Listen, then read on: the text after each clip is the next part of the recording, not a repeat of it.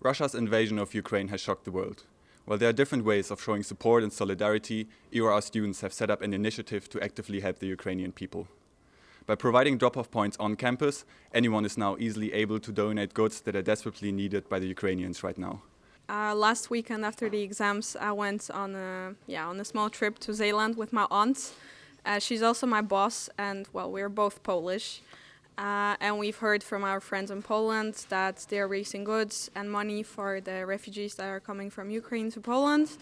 And since we're a company that employs Polish people and we have a huge client base of Polish people who live in the Netherlands, we thought, okay, maybe we can have like a little bit of impact and ask our clients to donate goods.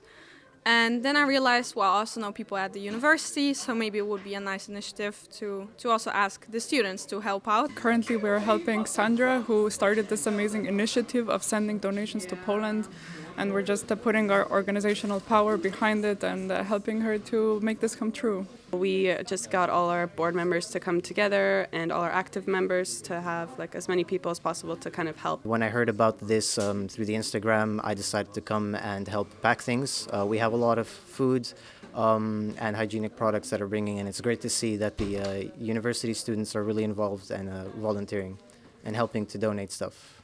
And how's the response been so far? Have you been able to collect a lot of goods? The response is absolutely insane. The students of Erasmus are doing unbelievably great job. We see people every day coming to our office and leaving stuff in the Polak building. The initial idea was that I would just drive to Poland myself to bring everything there in my own car. And as you have probably seen, after 2 days, the office is full of boxes. We are constantly going to Polak, the other area, and just picking up constant new stuff. We have so many boxes packed, we had to go get more boxes. And that makes the logistics of it a bit more difficult. So we have 2 trucks going out. One is going on Friday and one is going on Saturday. This is mostly from the beginning a student initiative, so we do not really expect university to take any official position in all of this. And they have been willing to share our initiatives and also put their thoughts and some power behind it. But of course we would like to see a bit more, especially in terms of supporting Ukrainian students right here. I do not expect too much from them. At the end of the day, we all have to work together and put in action. More actions are more important than words when it comes to helping Ukraine.